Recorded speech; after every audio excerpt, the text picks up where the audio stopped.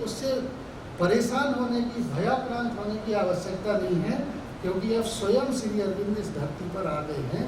ऐसा उन्होंने श्री अरविंद के प्रथम बार दर्शन करने के बाद 1914 में जब 30 मार्च को अपनी डायरी लिखी तो उसमें भी लिखती हैं, हजारों सत्ताएं धरती पर गहन अंधकार और तमस में घिरी हुई हैं, पर इसकी कोई चिंता करने की आवश्यकता नहीं है, क्योंकि कल हमने जिनके दर्शन किए थे वे तो धरती पर हैं और उनकी उपस्थिति इस बात के लिए पर्याप्त प्रमाण है कि एक दिन आएगा जब ये तमस और ये अंधेरा परम ज्योति और प्रकाश में रूपांतरित हो जाएगा। ये भगवती माँ का आश्वासन है मानव जाति को। वेदों पर जो कार्य हुए, क्योंकि मैं 2 दिन यहाँ नहीं था इसलिए मुझे ज्ञात नहीं है, मैं कि शायद इसकी चर्चा पहले हो गई हो, पर यह भी एक विषय है जो मुझे अध्यक्षीय उद्बोधन के नाते आपके संज्ञान में लाना जरूरी है। वेदों पर पहले भी कार्य हुए, ब्राह्मणों के माध्यम से हुए, उपनिषदों के माध्यम से हुए, वेद के जो मंत्र हैं उनके अर्थ को समझने का पहले बहुत प्रयास हुआ। जो यश का नियुक्त जो कार्य हुआ वो इस दिशा में प्रमुख रहा। फिर 6वीं सदी में स्कंद स्वामी ने ऋग्वेद का एक भाष्य लिखा जो एक बहुत प्रमुख ग्रंथ रहा। उसके बाद के बहुत सदियों तक ये जो प्रयास रहा वो चलता रहा, लेकिन ज़्यादा जिस बात की चर्चा आई वो 14वीं सदी में, जहाँ सायण का जिक्र आता है और सायण ने अपना प्रसिद्ध भाष्य दिया और उसकी बहुत चर्चा होती है। श्री अरविंद उनके प्रति आदर भाव रखते हैं, लेकिन श्री अरविंद कहते हैं कि सायण ने जो कार्य किया वो अभिनंदनीय है, लेकिन वो कर्म कांड तक, रिचुअल तक उनका फोकस ज़्यादा रहा। श्री अरविंद कहते हैं, वेद का महान टीकाकार सायण हमारे सामने सदा ऋचाओं का कर्मकांड संबंधी अर्थ ही प्रस्तुत करता है। कभी बिरले ही अपनी टीका में उच्चतर अर्थ प्रदर्शित करता है, पर फिर भी वह वेद को आध्यात्मिक रूप से परम प्रामाणिकता मानता है, उससे विमुख नहीं होता। और ये जो क्रम चला सायण के बाद का, उसके बाद जब अंग्रेज आए, अंग्रेज़ों को इस बात का ज्ञान हुआ कि वेद इनके सबसे पुराने हों, फिर वेदों की ओर मुड़े। तो जैसा कि आप सबको विदित है, वेदों में 3 तरह के अर्थ बताए गए हैं। एक शाब्दिक अर्थ होता है, फिर उसके एक पीछे का जो देवताओं संबंधी अर्थ होता है वो होता है, फिर उसके पीछे का एक आध्यात्मिक अर्थ होता है। और दुर्भाग्य से चूँकि उनकी दृष्टि कुछ अलग थी भारत को देखने की और वेदों को देखने की, तो वो अधिकतम पहले या दूसरे तरफ का जो पर्दा था वहाँ तक रुक गए। रूडोल्फ रोथ ने इस विषय में काम किया। मैं संक्षेप करने के लिए, मैक्स मूलर ने इसमें 19वीं सदी में सारे जो हमारा ऋग्वेद है उसका अनुवाद किया। एच विल्सन ने तो जो सायण ने भाष्य लिखा था उस भाष्य के ऊपर 6 खंड प्रकाशित किए, उसमें उन्होंने अपनी बात रखी। 1839 में ग्रिफिथ ने 2 खंडों में ऋग्वेद का फिर अनुवाद किया। और इस प्रकार उन्होंने अपने अपने तरीके से वेदों की जो व्याख्या की वो समय समय पर सामने आती रही।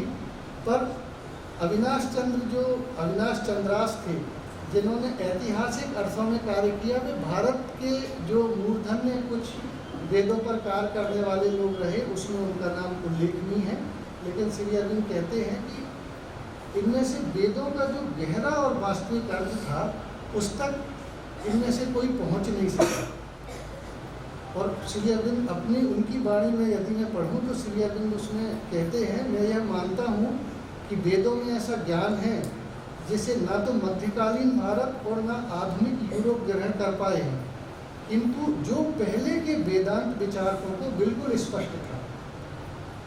मैक्स मूलर ने वेद मंत्रों से एक बात समझी, सायण ने दूसरी समझी। यास्क की उनके पुरातन कथनों की अपनी अलग ही व्याख्याएं थी, पर इनमें से किसी ने वह नहीं समझा जो याज्ञवल्क्य और अजातशत्रु ने समझा। और इसका कारण ये रहा कि उतनी गहराई तक जाके उस अपनी तैयारी करके आने के लिए उनके प्रयास शायद कम थे, शायद वो समय भी नहीं आया था। जो अब श्री अरविंद और माता जी के आने के बाद इस फिर विश्व पटल पर वेदों की महिमा गान श्री अरविंद ने होते हुए सुनी, और उस बात को उन्होंने अपने जो पैम्फलेट है भवानी भारती उसमें श्लोक के रूप में उन्होंने कहा। श्री अरविंद के जो एक परम शिष्य हुए जगन्नाथ वेदालंकार जी, तो उन्होंने इस बात को कहा, और श्री अरविंद ने स्वयं वेद रहस्य के पूर्वार्ध में और उत्तरार्ध में इस बात को बहुत विस्तार से समझाया है कि कैसे वेदों में जो श्लोक हैं, कैसे वेदों में जो प्रतीक हैं, उनको एक रहस्यमय पर्दे में रखकर प्रकट किया गया है। वो सीधा यदि हम अर्थ उसका लेते हैं तो हमें कोई ऐसा नहीं कि अर्थ समझ में नहीं आता है, लेकिन यदि हमारी समझ सतही है तो वो जो सतही उसका एक्सप्लेनेशन है उससे हम संतुष्ट हो जाते हैं। लेकिन जब हम और गहराई में जाते हैं तो उसके अर्थ धीरे धीरे प्रकट होना प्रतीत होते हैं। तो जो प्रतीक कुछ जो है, जैसे गौ शब्द है, तो गौ शब्द का सर्वत्र जो है वो दिव्य प्रकाश का ये वाचक है।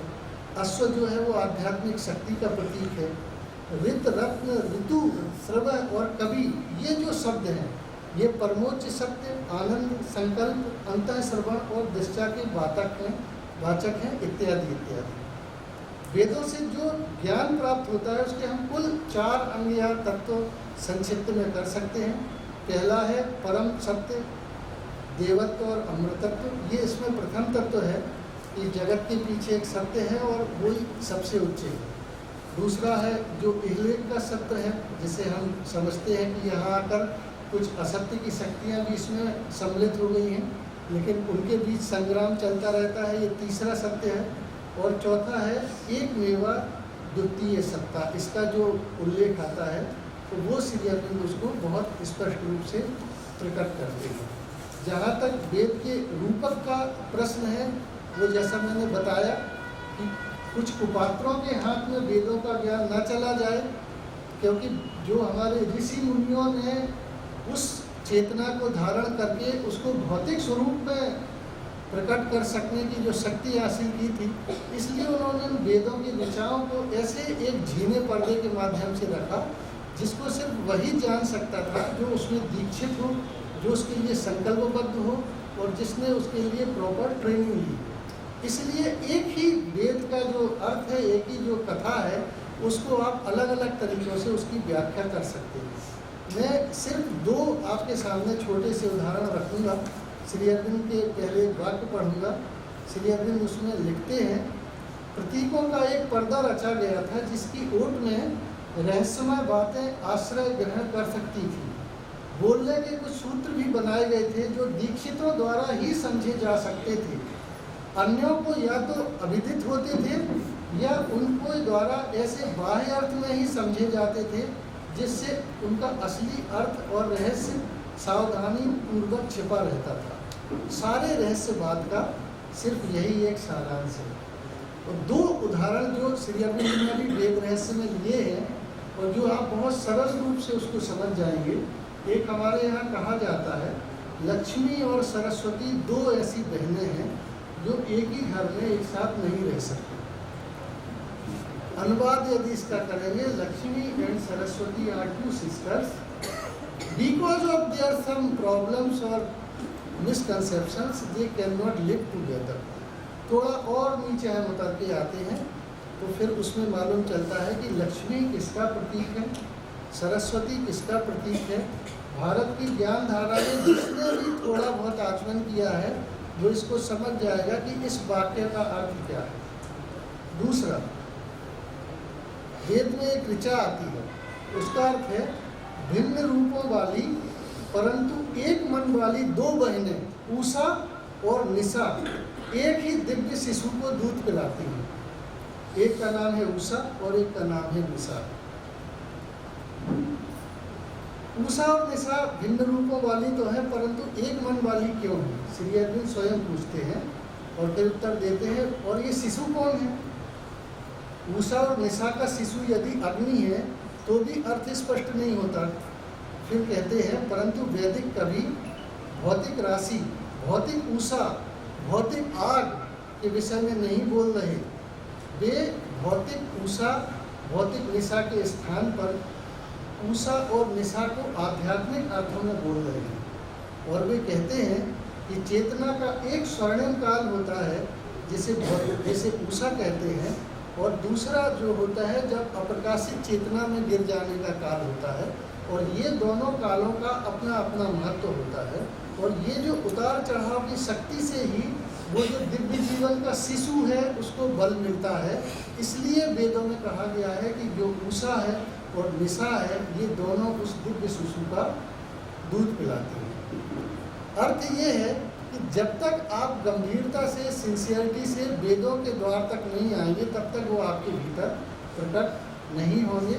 मैं अपने वाक्य को समाप्त करूं, उसके पहले मैं एक वाक्य आपके सामने और प्रस्तुत करना चाहता हूं। ये सुमित्रा नंदन पंत जी ने श्री अरविंद के विषय में बोला था। श्री अरविंद के उपासक थे आदरणीय पंत जी, पांडिचेरी जाते थे, उपासना की उन्होंने श्री माता जी के समय, बहुत समय उनको वहाँ रहने का अवसर मिला। और पंत जी ने श्री अरविंद के विषय में कहा, श्री अरविंद हमारे विराट वैज्ञानिक युग के अध्येता तथा व्याख्याता हैं। जो युग अपनी आदि भौतिक संपदा में इतना संपन्न है, वह प्राणों तथा मन की संपदा में तथा सर्वोपरि आध्यात्मिक संपदा में भी उसी प्रकार पूर्ण तथा समृद्ध होकर इस देश में बटी देशों, जातियों, धर्मों, संप्रदायों में विदीर्ण मानवता को एक अटूट ज्ञान के आलोक पास में सदैव के लिए बांधकर पृथ्वी पर मानवीय एकता का राज्य स्थापित कर सके। यही उनकी लोकमंगलकारी विश्व